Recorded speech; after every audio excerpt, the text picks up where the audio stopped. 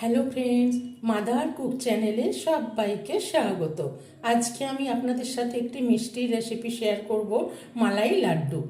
3 ফ্লেভারের এই মালাই লাড্ডু আমি কিভাবে বানাই পুরো ভিডিওটি দেখার অনুরোধ রইল। মালাই লাড্ডু বানাবার জন্য 250 গ্রাম পনির আর হাফ কাপ কনডেন্স মিল্ক নিয়ে নিয়েছি। আমি একবারে একটা ফ্রাই প্যান নিয়ে নিয়েছি।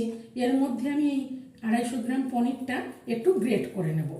আপনারা চাইলে হাত দিয়েও চটকে নিতে পারেন, তবে পনিরটা গ্রেট করে নিলে দানা দানা থাকবে না, খুব মসৃণ মতন হয়ে যাবে। গ্রেটার দিয়ে পনিরটাকে গ্রেট করে নিলাম। এবার এই পনিরের মধ্যে হাফ কাপ কনডেন্সড মিল্কটা দিয়ে দেব। কনডেন্সড মিল্কটা দিয়ে দিলাম। এবার এটা গ্যাসে চাপিয়ে দেব। আর এখানে আমি একটা বাটি নিয়ে নিয়েছি। এই বাটির মধ্যে দেখুন কিছুটা জাফরান নিয়ে নেব। অল্প একটু জাফরান নিয়ে নিলাম। আর এখানে দেখুন 1 চামচ মতো গরম দুধ নিয়ে নিয়েছি। এই গরম দুধটা আমি দিয়ে জাফরানটা ভিজিয়ে রাখবো। 3টে মালাই লাড্ডু বানাবো 3 রকম ফ্লেভারের। এখানে আমি নিয়েছি জাফরান, ভিজিয়ে রাখলাম। আর এখানে নিয়েছি এলাচ গুঁড়ো, আর এখানে নিয়েছি গোলাপ সিরাপ। এই 3 রকম ফ্লেভারের আমি 3টে মালাই লাড্ডু বানাবো। আমি গ্যাসটা অন করে দিয়েছি। দিয়ে এবার কনডেন্সড মিল্ক আর পনিরটা দিয়ে ভালো করে নেড়ে মিশিয়ে নেব। নিয়ে যতক্ষণ না পর্যন্ত ফ্রাই প্যানের গা থেকে ছেড়ে আসছে ততক্ষণ আমি এটা এইভাবে নাড়তে থাকবো। তো এই মালাই লাড্ডু খুব তাড়াতাড়ি এবং খুব সহজভাবে তৈরি হয়ে যায়। এইভাবে হাতা দিয়ে দিয়ে একটু এরকম করে স্ম্যাশ করে নেব। গ্যাসের ফ্লেমটা লো ফ্লেমে রেখে আমি নেড়ে নেব। অনেকটা শুকিয়ে গেছে। নাড়তে নাড়তে কনডেন্স মিল্ক আর পনিরটা ভালো করে মিশে একদম শুকিয়ে গেছে। এবারে আস্তে আস্তে একটু নেড়ে নেব। এই হাতাটা দিয়ে আর একটু ভালো করে এরকম করে চেপে চেপে একটু স্ম্যাশ মতন করে নেব। খুব সুন্দর করে শুকিয়ে নিলাম। একদম ফ্রাই প্যান থেকে ছেড়ে আসছে, একটা ডো মতো তৈরি হয়ে গেছে। এবার আমি গ্যাসের ফ্লেমটা অফ করে দেব। লাড্ডু বানাবার জন্য একদম রেডি। এবার একটু ঠান্ডা করে নেব, যাতে হাত দিয়ে পাকানো যায় সেই মতন ঠান্ডা করে নেব। একটু ঠান্ডা করে নিয়ে গ্যাস থেকে নামিয়ে নিয়েছি। এবার আমি এখানে একটা প্লেটের মধ্যে নিয়ে নেব। পুরোটাই বাটির মধ্যে নিয়ে নিয়েছি।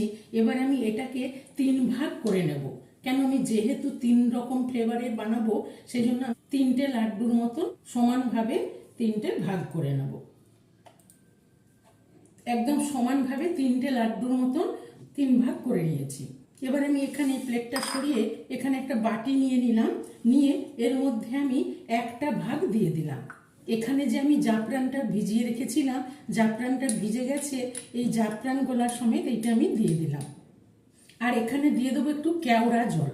এখানে আমি 1/4 চামচ কেওড়া জল দিয়ে দিলাম। দিয়ে এবার সব একসাথে ভালো করে মিশিয়ে আমি মেখে নেব। খুব সুন্দর করে আমি মেখে নিলাম। এটা একটা হলুদ কালার মালাই লাড্ডু তৈরি হয়ে গেল। এবার আমি ভালো করে 2 হাত দিয়ে লাড্ডুটা গোল করে নেব। খুব সুন্দর একটা মালাই লাড্ডু তৈরি হয়ে গেল।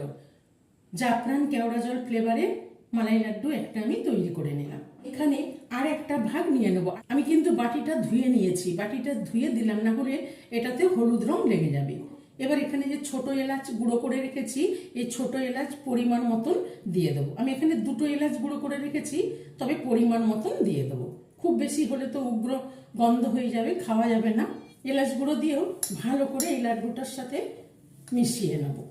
এবং এইটা তো এলাচ গুঁড়োটা ভালো করে মিশিয়ে মেখে নিলাম। নিয়ে এবার ওই লাড্ডুটার মতন গোল করে নেব।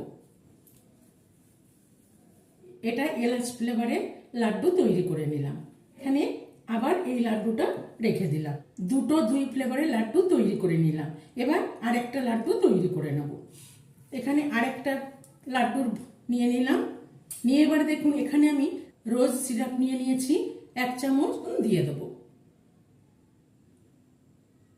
দিয়ে আমি ভালো করে রোজ সিরাপটা এর সাথে মেখে নেব।